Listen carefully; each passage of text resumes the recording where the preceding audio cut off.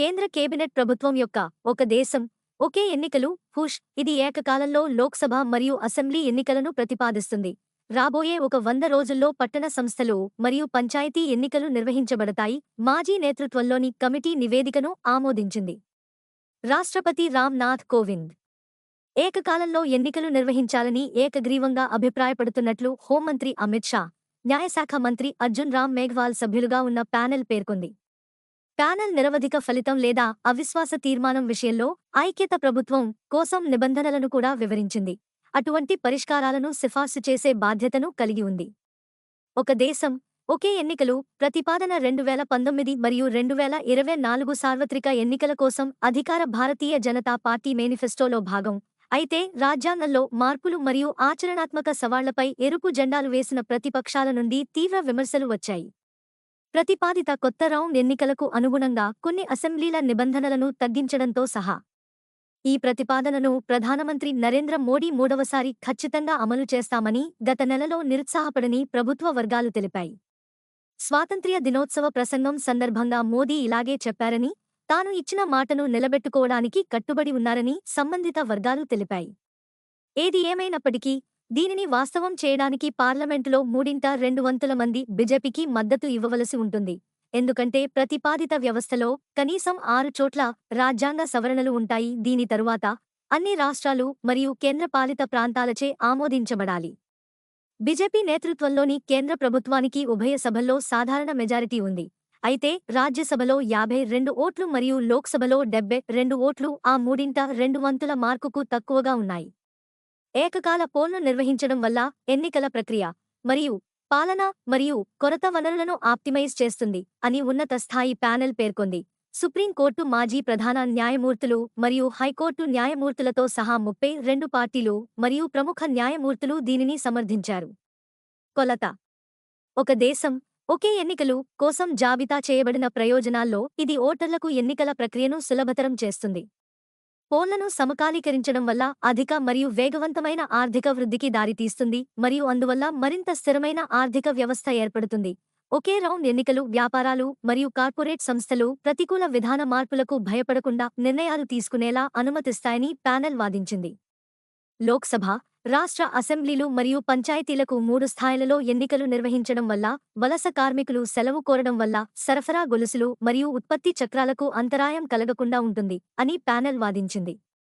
ఓట్లు ఒక దేశం ఒకే ఎన్నికలు పుష్ కూడా విధాన పక్షవాతాన్ని నిరోధిస్తుంది మరియు ప్రభుత్వం వాదిస్తున్న అనిశ్చితి వాతావరణాన్ని తొలగిస్తుంది.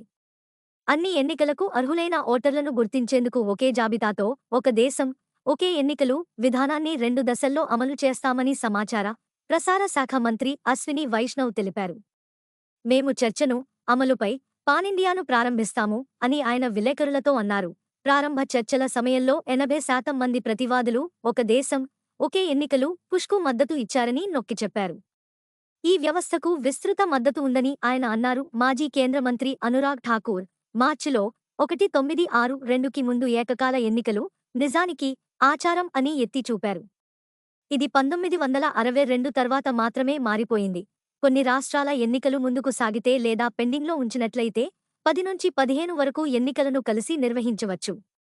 ఈ డబ్బును మనం పొదుపు చేస్తే భారతదేశం 2047 వరకు వేచి ఉండాల్సిన అవసరం లేదు, కానీ సాధిస్తుంది. దాని వికసిత్ భారత్, అభివృద్ధి చెందిన భారతదేశం చాలా ముందుగానే కలలు కంటుంది.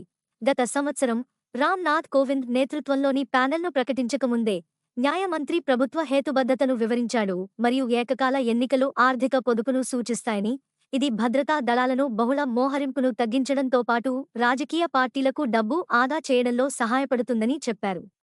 అయితే కాంగ్రెస్తో సహా 15 పార్టీలు ఒక దేశం ఒకే ఎన్నికలు పుష్ను వ్యతిరేకించాయి. ఈ ప్రతిపాదన ఆచరణాత్మకమైనది మరియు ఆచరణాత్మకమైనది కాదని కాంగ్రెస్ పేర్కొంది. పార్టీ అధినేత మల్లికార్జున్ ఖర్గే వచ్చే నెలలో జరగనున్న హర్యానా ఎన్నికల కోసం పార్టీ మేనిఫెస్టోను విడుదల చేస్తూ ఇది ప్రజల దృష్టిని మళ్లించే ప్రయత్నం అని అన్నారు. ఇది విజయవంతం కాదు. ప్రజలు అంగీకరించరు. ఎన్నికలు వచ్చినప్పుడు మరియు వారికి లేవనెత్తడానికి సమస్యలు లేనప్పుడు వారు దృష్టిని మళ్లిస్తారు అని ఖర్గే అన్నారు. గత వారం కాంగ్రెస్ సీనియర్ నాయకుడు పి. చిదంబరం మాట్లాడుతూ ఒక దేశం ఒకే ఎన్నికల విధానం ప్రస్తుత రాజ్యాంగం ప్రకారం సాధ్యం కాదు. దీనికి కనీసం 5 రాజ్యాంగ సవరణలు అవసరం. ఇతర ప్రతిపక్షాలు, ప్రత్యేకించి కాంగ్రెస్ నేతృత్వంలోని భారత కూటమిలోని పార్టీలు కూడా ఈ చర్యను విమర్శించాయి. లోక్సభ ఎన్నికల కోసం తన మేనిఫెస్టోను విడుదల చేస్తున్నప్పుడు తమిళనాడుకు చెందిన డిఎంకే ఎన్నికల్లో భారత్ కూటమి గెలవాలంటే ఒక దేశం, ఒకే ఎన్నికలు ప్రతిపాదనను రద్దు చేస్తామని ప్రతిజ్ఞ చేసింది. అలాగే స్థానిక సమస్యలను ఓటర్లకు హైలైట్ చేయడంలో పరిమిత వనరులు అడ్డుపడతాయనే ఆందోళనలను ప్రాంతీయ పార్టీలు ఎత్తిచూపాయి. ముఖ్యంగా లోక్సభ ఎన్నికలలో జాతీయ సమస్యలపై ఉన్మాదం నేపథ్యంలో మరో ఎర్రజెండాలు లేదా ఎలక్ట్రానిక్ ఓటింగ్ యంత్రాల కొనుగోలు ఖర్చు. ఇది ప్రతి 15 సంవత్సరాలకు సుమారు 10,000 కోట్ల రూపాయలు ఉంటుందని పోల్ ప్యానెల్ పేర్కొంది. సరళంగా చెప్పాలంటే భారతీయులందరూ లోక్సభ, అసెంబ్లీ మరియు స్థానిక సంస్థల ఎన్నికలలో కేంద్ర, రాష్ట్ర మరియు స్థానిక ప్రతినిధులను ఎన్నుకోవడానికి ఒకే సంవత్సరంలో కాకపోయినా అదే సమయంలో ఓటు వేస్తారు. ప్రస్తుతం దేశం కొత్త యూనియన్ అడ్మినిస్ట్రేషన్ను ఎంచుకున్నప్పుడు అదే సమయంలో కొన్ని రాష్ట్రాలు మాత్రమే కొత్త ప్రభుత్వానికి ఓటు వేస్తాయి.